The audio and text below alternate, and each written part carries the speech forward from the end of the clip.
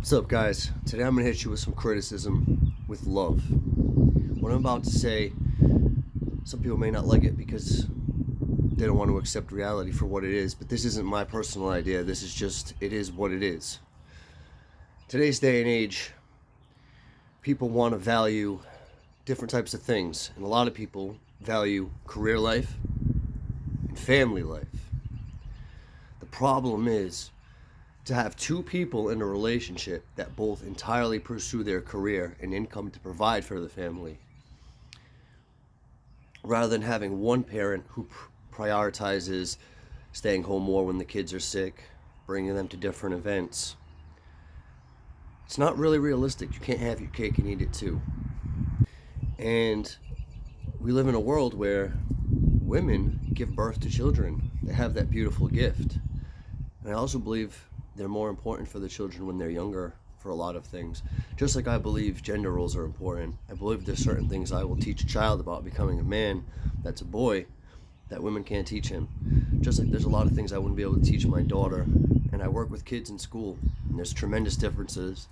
The research is there, but that's not what we're here for today. Now, the problem with being a woman is that they start to lose fertility, the ability to have children, the beautiful ability to have children by the time they hit 30, and their fertility drops drastically by 35. By 40, some can't have kids. A lot of women that I have that are friends look back and say, or even my own mother for that matter, I wish I had more time with my children growing up than I had focusing on my career. And unless you're fortunate enough to be with somebody super rich, it's very rare somebody can pay for everybody, especially if you have multiple children, which is why sometimes when giving birth early in the child's life, a certain parent has to take more time off, and usually it'll be the mother. And it's important to understand these things, and that we're equal but not the same, and that we value different things, and that we're valued for different things. So what represents the end result in terms of the differences between the sexes because of that, whether you're looking at it from an evolutionary perspective or otherwise? For a man, what could be 10 minutes for him could be 9 months for you.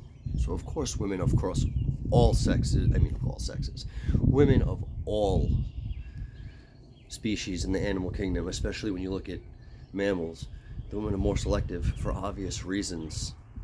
However, while a woman may have all the power leading up to sex, men usually have a lot of the power to all the power after sex. And it's only then that they start to look at you and consider you as relationship potential. Once that game that people unfortunately have to play up to a certain degree, even if they don't want to, social dynamics. And a lot of women nowadays think that because they can get this type of guy to sleep with them, that they can actually date that guy in the long term. And then the guy ends up just sleeping with them and leaving them. So since a majority of a woman's value evolutionarily came from her physical appearance, some women may be considered a sex object, but a lot of men are also considered a status object. Just like being attractive will get you treated a certain way, driving a Ferrari may get you treated a certain way.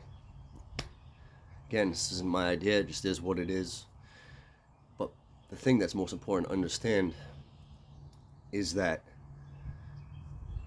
when a man hits 30 and going into 35, his value just goes up. His looks go up, his income goes up, and by the time a woman is 30, if she focused mainly on her career, a lot of her achievements aren't going to impress guys, because while they may love an intelligent conversation, one of the things they're looking for out of a family is not necessarily somebody who focuses entirely on their career.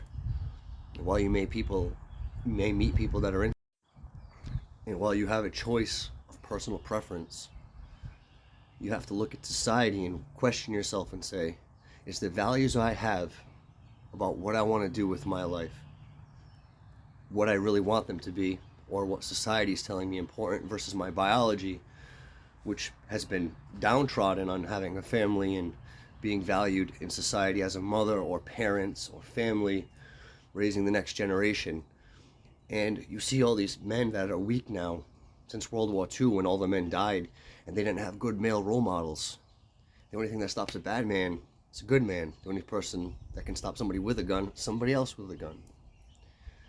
And that's what we need in this society now. More strong male role models. And we're not able to have that because of the way that society is trying to play out this new experiment. It has only tried to exist since the 1970s, really. And there's so many reasons why different things don't work out in different societies, different ways, because people's motivations and intentions.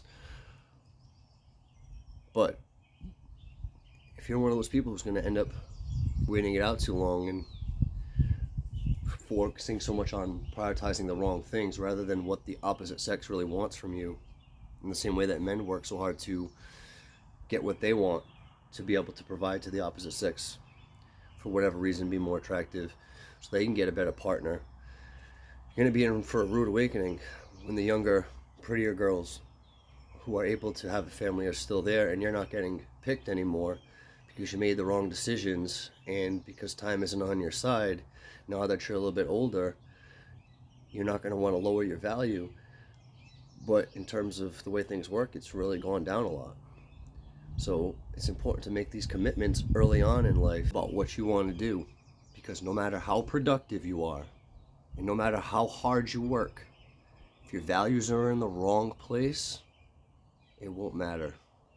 It's important stuff to consider. Think about it. Thanks, guys. If you like this, hit the heart, suggest some other subjects.